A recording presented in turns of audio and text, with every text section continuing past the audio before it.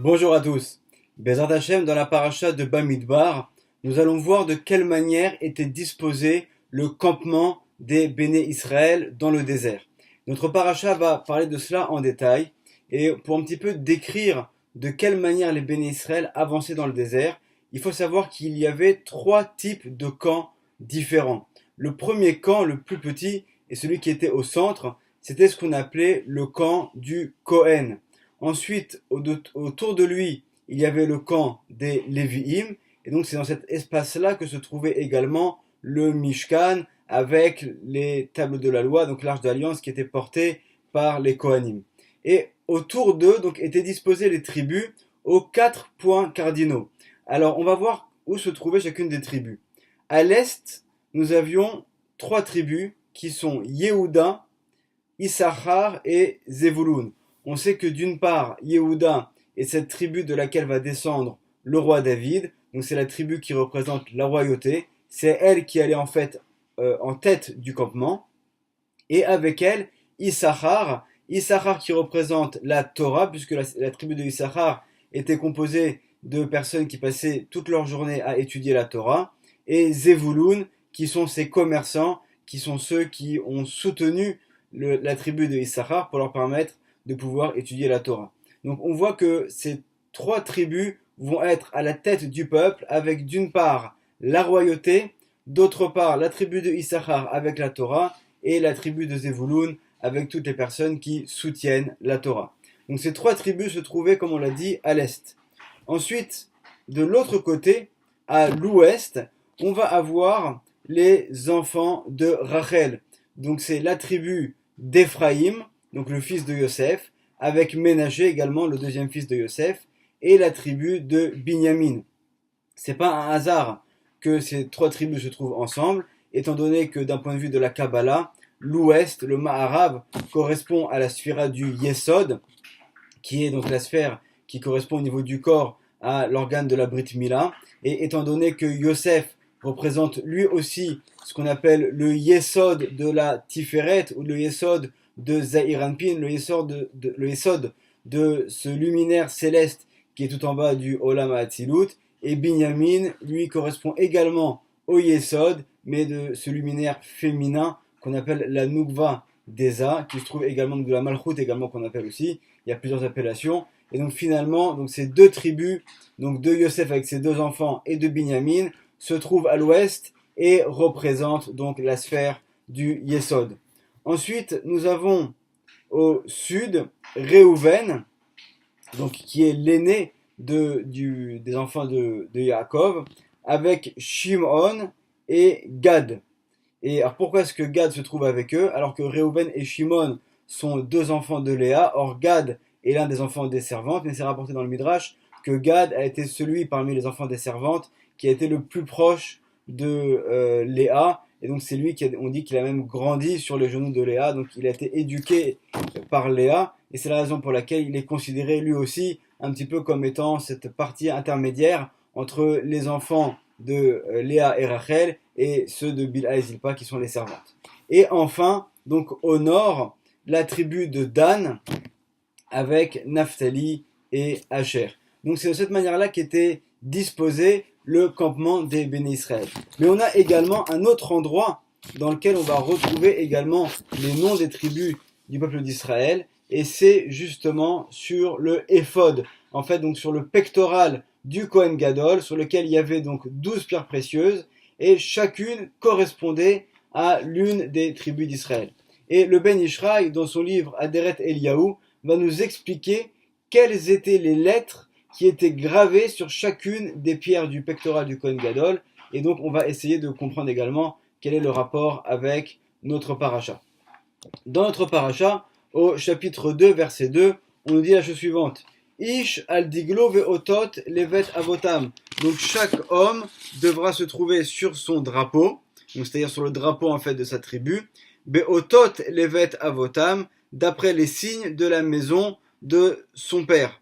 Yachanu Béné Israël, donc de cette manière vont camper les Béné Israël, Mineged, donc à l'encontre, Saviv Leoel Moed Yachanu, donc ils vont se trouver en fait autour de la tente d'assignation. Donc comme on l'avait expliqué, Au centre, il y avait le Mishkan avec le campement des Kohen et des Lévi, et tout autour, les béné Israël, chacun avec sa tribu. Le Ben Ishraï va nous poser une question sur ce verset. Il nous dit à partir du moment où la Torah nous enseigne Ish al Diglo, c'est-à-dire que chacun devra se trouver selon son drapeau, c'est-à-dire selon sa tribu, en quoi est-ce qu'il est nécessaire ensuite d'ajouter Beotot levet avotam, selon les signes de ses pères. C'est évident que si quelqu'un se trouve avec sa tribu, étant donné que la transmission de tribu se fait de père en fils, donc forcément il va se trouver selon la maison de son père. On n'a pas besoin de cette précision supplémentaire de dire que chacun se trouve dans sa tribu selon les signes de la maison de son père. C'est évident que la transmission de la tribu se passe de père en fils. Alors pourquoi est-ce qu'il y avait besoin également d'ajouter donc Beotot levet avotam selon les signes de ses pères? Dans un des cours des années précédentes, on avait expliqué que lorsque les béné Israël sont disposés selon les différentes tribus, on retrouve également les noms des trois patriarches, Abraham, Yitzhak et Yaakov, qui étaient mentionnés sur les drapeaux de chacune des tribus pour rappeler finalement l'unité et l'union du peuple d'Israël. C'est-à-dire que bien que nous soyons dispersés, chacun séparé selon sa tribu, chacun selon les coutumes de sa tribu, chacun selon ses origines, malgré tout, on va avoir cet effet rassembleur qui vient des trois patriarches, et c'était déjà en allusion dans les drapeaux même de chacune des tribus. Mais dans Hachem, cette année, on va essayer d'expliquer de quelle manière est-ce qu'on va retrouver les patriarches, mais cette fois-ci avec les noms des tribus sur les pierres du pectoral du Kohen Gadol. Le Ben Ishraï nous enseigne que sur chacune des pierres du Kohen Gadol étaient écrites les lettres de la tribu qui correspondait à cette pierre. Donc c'est ce qu'on va voir ici tout de suite, selon ce schéma. Donc au début, on avait donc la tribu de Réhouven, ensuite de Shimon et ensuite de Lévi, donc qui se trouvait tout en haut sur le pectoral du Kohen Gadol. Sauf que nous dit le Ben Ishraï, il fallait absolument que sur chacune des pierres, il y ait 6 lettres. Et donc lorsque le nom de la tribu n'était pas suffisamment long, il fallait compléter avec l'une des lettres des patriarches. Donc par exemple, pour Réhouven, nous avons donc 5 lettres, Resh Aleph, Vav, Bet, Nun, et donc il faut également compléter avec le Aleph, que j'ai mis ici en jaune, de Abraham. Ensuite, pour Shimon, nous avons également 5 lettres, et donc nous complétons avec le Bet, qui est la deuxième lettre du prénom de Abraham. Et enfin, avec Lévi, donc qui n'a que 3 lettres, nous devons compléter avec les 3 dernières lettres du prénom de Abraham, donc qui sont Resh, He, Mem. Donc en fait, dans la première ligne de pierre précieuse sur le pectoral du Kohen Gadol, nous avions donc Réhouven, Shimon, Lévi, avec donc les lettres du prénom de Abraham, Aleph, Bet, et ensuite Resh, He, Mem. Ensuite, lorsqu'on passe à la ligne suivante, donc on a Yehuda. Yehuda, lui aussi, n'a que 5 lettres dans son prénom, et donc nous allons ajouter le Yud de Yitzhak. Ensuite, Issachar, lui aussi, a 5 lettres, et donc nous allons ajouter le Tzadé de Yitzhak. Et enfin, Zevulun, lui aussi, a 6 lettres, mais nous allons ajouter également le Chet pour pouvoir donc compléter, étant donné que c'était minimum 6 qu'il fallait avoir. Et donc là, nous complétons également l'une des lettres des patriarches pour former le mot Yitzhak. Il nous manque ensuite le Kouf, que nous allons trouver dans la ligne du dessous, avec Dan, que vous voyez ici. Et Dan n'a que 2 lettres dans son prénom, et donc nous allons compléter avec 4 lettres. Donc le Kouf, qui est la dernière lettre de Yitzhak. Et de cette manière-là, nous allons compléter totalement le prénom de Yitzhak. Et ensuite, les 3 premières lettres de Yaakov, donc Yud, Ain, Kouf. Ensuite, la pierre précieuse suivante, c'est celle de Naphtali. Naphtali n'a que 5 lettres également dans son prénom, et donc nous lui ajoutons également donc le Bet de Yaakov. De cette manière-là, nous avons donc complété Abraham, Yitzhak et Yaakov, dont les prénoms sont inscrits avec les noms des tribus sur les pierres du pectoral du Kohen Gadol. Et ensuite, on sait également que les Béné Israël sont appelés Shivte Yeshurun, les tribus de Yeshurun. Yeshurun est également l'une des appellations, l'un des prénoms également de Yaakov. Et donc lorsqu'on arrive à la pierre précieuse suivante, celle de Gad, donc Gad n'a que 2 lettres dans son prénom, et donc nous allons compléter avec 4 lettres pour former le mot Shivte, donc les tribus, donc c'est Shin, Bet, Tet, Yud. Ensuite, sur la dernière ligne, nous avons donc le prénom de Asher. Donc Asher n'a que 3 lettres dans son prénom. Nous allons donc lui compléter avec 3 autres lettres, les 3 premières lettres de Yeshurun, donc Yud, Shin, Resh. Et enfin, Yosef, donc qui lui a 4 lettres dans son prénom, et on va compléter donc avec le Vav et le Nun Sophite pour former donc la fin du prénom Yeshurun. Donc là finalement, avec les 11 premières tribus, nous sommes parvenus à former à chaque fois donc un minimum de 6 lettres par pierre précieuse, et également d'unir les noms des patriarches, donc Abraham, Yitzhak, Yaakov, et ce surnom donc, de Shifte Yeshurun, avec les noms des tribus du peuple d'Israël. Et enfin, il reste le dernier, c'est l'exception, c'est la tribu de Binyamin. La tribu de Binyamin, donc Binyamin dans son prénom a déjà 6 lettres, et il n'est pas nécessaire de lui compléter des lettres avec les noms des patriarches. Alors comment se fait-il que Binyamin est une exception?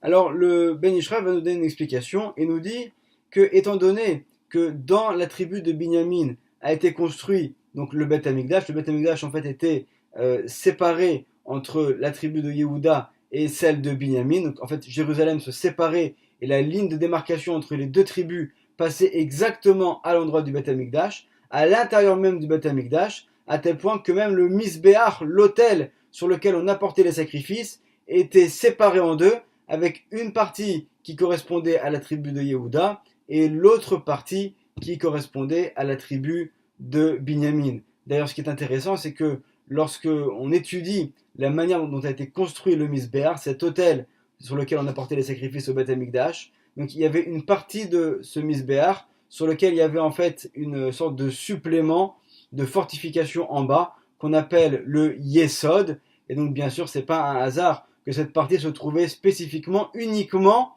dans la partie du Misbéach qui était du côté de Binyamin, puisque comme on l'a mentionné, Binyamin au niveau des sphirotes, au niveau des sphères célestes spirituelles, correspond au Yesod. Donc c'est la raison pour laquelle également le Misbéach, dans la partie qui était du côté de Binyamin, on lui a ajouté une fortification, une solidification qu'on appelle également le Yesod, comme c'est mentionné de manière spécifique dans la Gemara. Donc Binyamin a un statut très particulier, et la raison à cela, nous dit le Ben Ishraï, c'est que Binyamin a toujours été quelqu'un qui était solitaire, qui était toujours un petit peu tout seul. Et étant donné qu'il était toujours seul, toujours dans son coin, etc., donc finalement c'est Hachem lui-même qui va venir et lui apporter sa présence. Et nous dit le Ben Ishraï, c'est un enseignement pour chacun d'entre nous. Lorsque parfois on va se sentir seul, on va se sentir un petit peu à l'écart des autres, etc., il faut savoir que dans la vie, même lorsque Dieu préserve, il y a des difficultés, ou même lorsque parfois on peut se sentir seul, en fait, on n'est jamais seul. Et celui qui sent qu'il est seul, il doit savoir que c'est Akadosh Baruch Hu lui-même qui va venir pour l'aider et pour le soutenir, comme c'était le cas avec Binyamin. On sait également que Binyamin est le dernier des frères parmi les enfants de Yaakov. Il est né bien après les autres. Donc il avait déjà également cet écart d'âge qui faisait que peut-être qu'il était un peu plus à part vis-à-vis des autres. Mais il nous dit également, le Ben Ishraï, on pourrait comparer un petit peu Binyamin à Avraham. Avraham, lorsqu'il a découvert le monothéisme et qu'il a commencé à vouloir servir Hachem, il s'est retrouvé tout seul.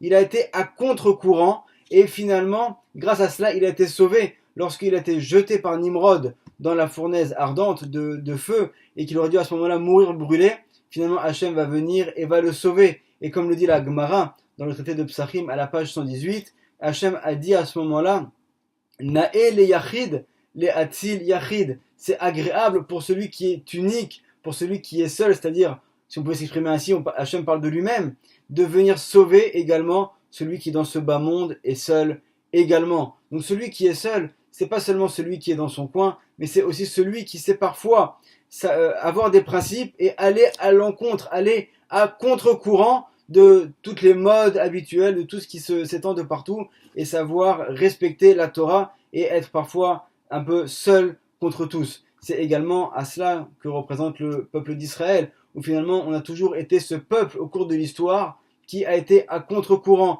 qui a été pour combattre toutes les différentes idéologies qui ont pu se succéder au fil de l'histoire. Et donc par le fait qu'on a été seul et qu'on était un petit peu seul contre tous, alors on a mérité également d'avoir la présence divine qui est venue résider chez nous.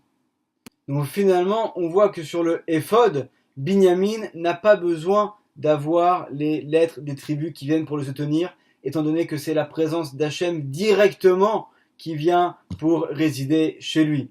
Une autre explication que je vais vous proposer, et c'est une explication personnelle qui n'engage que moi, étant donné que Binyamin avait donc dans son emplacement géographique l'endroit du Misbéach, l'endroit où on apportait les corbanotes, donc, et on sait que les corbanotes qui étaient apportés, les sacrifices qui étaient apportés au temple, sont aujourd'hui à l'encontre des trois prières qui elles-mêmes correspondent à Abraham, Yitzhak et Yaakov, étant donné que la prière du matin de Shacharit est à l'encontre de Abraham, celle de l'après-midi à l'encontre de Yitzhak, et celle du soir de Arvitre à l'encontre de Yaakov. Donc finalement, Binyamin, étant donné qu'on vient apporter chez lui, dans son territoire, on vient apporter les corbanotes qui correspondent aux prières, donc il n'a pas besoin d'avoir les patriarches qui eux aussi viennent correspondre à la prière. Donc quoi qu'il en soit, on voit donc cette particularité de la tribu de Binyamin. Et donc si on fait le total de l'ensemble des lettres qui vont être sur le éphod, donc sur ce pectoral du Kohen Gadol, on va arriver à 72. Donc 72 dont la valeur numérique correspond au mot chesed, mais qui est également la déclinaison du nom d'Hachem qui s'écrit Yud-Ke Vav-Ke avec la lettre Yud, c'est-à-dire que lorsqu'on fait le remplissage des lettres, alors on pourrait écrire le nom d'Hachem Yud Vav Dalet, ensuite He Yud, ensuite Vav Yud Vav et ensuite He Yud, et donc ce nom-là, si on prend sa valeur numérique, ça correspond également à 72. On sait également qu'il y a 72 noms d'Hachem qui sont des noms extrêmement saints, et donc en fait à travers ces lettres qui correspondent aux tribus et aux patriarches, donc on va retrouver finalement tous ces secrets au niveau donc de ces noms d'Hachem qui permettent de faire des actions de sainteté. Le Ben Ish Chai va poursuivre et nous dire Kedushat vema'alat ashvatim, donc la sainteté et la grandeur des tribus, ni keret, elle va être reconnue, mais avne ha'ephod, par les pierres qui se trouvaient sur le pectoral du Kohen Gadol, asher shemotem chakukim bo, dont les prénoms sont inscrits dessus. Alors on va maintenant reprendre notre verset et essayer de le comprendre grâce à cette explication. Lorsqu'on nous dit Ish al diglo, donc chaque homme selon son drapeau, en fait on ne fait pas allusion aux drapeaux vraiment eux-mêmes des tribus, mais on fait allusion aux pierres qui se trouvaient sur le pectoral du Kohen Gadol. Beotot levet avotam, donc selon les signes des pères. Donc les otot, le signe, c'est également le même racine que le mot otiyot, les lettres. Et donc c'est la raison pour laquelle chacun aura également le complément de ces lettres grâce aux lettres, les vet avotam de ses pères. On ne parle pas des pères des tribus, on parle en fait des patriarches Abraham, Yitzhak et Yaakov. Mineged, mais à leur rencontre, Saviv l'Ohel Moed Yachanu, ils vont se trouver autour du Ohel Moed. Donc là on comprend beaucoup mieux pourquoi est-ce qu'il y a écrit le mot Mineged à leur rencontre. C'est-à-dire qu'à l'encontre des 11 tribus, il va y avoir une autre tribu qui, elle, va se trouver Saviv l'Ohel Moed, qui va se trouver près de l'endroit du Mishkan. Il s'agit de la tribu de Binyamin, qui, elle, n'a pas besoin des compléments qui viennent des patriarches et qui va recevoir la présence divine directement. Donc on a appris ici déjà des principes extrêmement importants. On comprend à quel point est-ce qu'une personne elle peut arriver soit par le mérite de ses pairs à s'élever, mais il y a également un niveau qui est encore au-dessus, c'est grâce à ses propres actions d'arriver à s'élever et à faire descendre sur nous la présence divine. Bezrat Hashem, pour terminer ce Dvar Torah, on va mentionner quelques faits qui concernent Binyamin.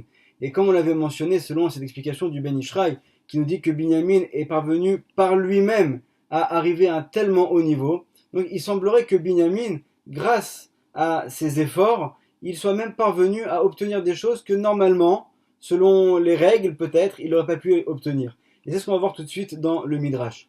Au moment où Yaakov va, avant de mourir, va bénir ses enfants, il va bénir Binyamin, et comment est-ce qu'il appelle? Binyamin Ze'ev Itraf. Binyamin, un loup qui va venir, qui va capturer, mais capturer dans le sens où normalement il n'a pas le droit à quelque chose, il vient, il attrape sa proie et vite il s'en va avec. D'ailleurs, entre parenthèses, on voit que Binyamin, donc de nouveau, est comparé au loup, donc ça nous fait penser bien sûr au loup solitaire, comme on l'avait mentionné que Binyamin était quelqu'un de solitaire. Et donc nous dit le Midrash, Binyamin Ze'ev Itraf, donc Binyamin, ce loup qui vient capturer sa proie, mais d'Aber Beshoftav, on parle ici des juges qui vont descendre de la tribu de Binyamin. Ma'azev Azer Chotef, de la même manière que le loup va venir et va vite attraper sa proie. Car Khataf Ehud Libo Shel Eglon, de cette manière-là, Ehud, qui est l'un des juges dont on parle dans le livre des juges au chapitre 3, va réussir à capturer le cœur de Eglon, qui était à ce moment-là l'un des rois ennemis du peuple d'Israël. Ada ou Dirtiv, comme il est écrit dans le livre de Shoftim, Ve'ehud ba'elav ve'u yoshev. Donc on voit que finalement Ehud va réussir à tuer ce roi en ayant sa confiance, et doucement il va finalement parvenir à s'isoler avec lui pour le tuer. Donc on voit ici un cas de quelqu'un qui descend, donc un des juges qui descend de la tribu de Binyamin et qui va avoir cette même qualité que son ancêtre, ce père de tribu. Mais on va voir encore d'autres personnages que tout le monde connaît. Qui est-ce encore qui a réussi à prendre quelque chose qu'il n'aurait peut-être pas dû obtenir? C'est Shaoul. Ma'azev Azer Chotef, de la même manière que le loup va venir et va capturer quelque chose. Car Khataf Shaoul est Ameloucha. De cette manière-là, Shaoul a mérité d'avoir la Meloucha, d'avoir la royauté. Chez Nehemar, comme il est dit, Veshaoul, la Kad est Ameloucha à l'Israël. Shaoul a réussi à capturer la royauté sur Israël. C'est mentionné dans le livre de Shmuel Aleph, au chapitre 14, verset 47. Donc on voit que Shaoul, bien qu'il ne soit pas de la tribu de Yehuda, qui est la tribu des rois, pour autant, il descend de Binyamin, il va réussir à capturer cette Meloucha. Ensuite, qui encore a eu la royauté alors que normalement il n'était pas forcément prédisposé pour l'avoir? Il s'agit de la reine Esther. Car Esther, Chotefet Ameloucha, de cette manière-là également Esther Amalka dans l'histoire de Purim, va réussir à capturer la royauté alors que c'est une fille du peuple d'Israël. Elle a priori aucune chance de mériter cette royauté. Ada ou Dirtiv, comme il est écrit, va-t-il car Esther a été prise. C'est-à-dire qu'elle n'a pas eu le choix directement, on lui a donné cette Meloucha. Et donc elle va, Bayom Ma'ou, Nathan Amelech Achashverosh, donc ce jour-là, le roi Achashverosh a donné les Esther à Malka, donc a donné à Esther, donc non seulement la royauté, mais également par la suite, également la maison de Haman, une fois que Haman va être pendu. Donc on voit ici de nouveau la grandeur donc, de Binyamin, qui a mérité donc d'arriver à de très hauts niveaux, et on ne sait pas est-ce que non, s'il s'était pas comporté de cette manière-là, est-ce que finalement ses descendants auraient eu aussi cette grandeur?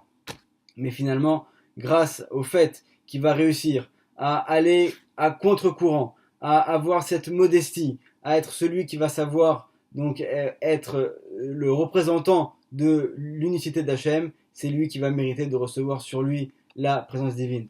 Bezrat Hachem, que nous puissions nous aussi avoir le mérite de revoir la présence divine dans ce monde avec la venue du Mashiach et la reconstruction du troisième Beth Amikdash. Bimera, Beyamenu Uberachamim, Amen, Ve Amen, Shabbat Shalom.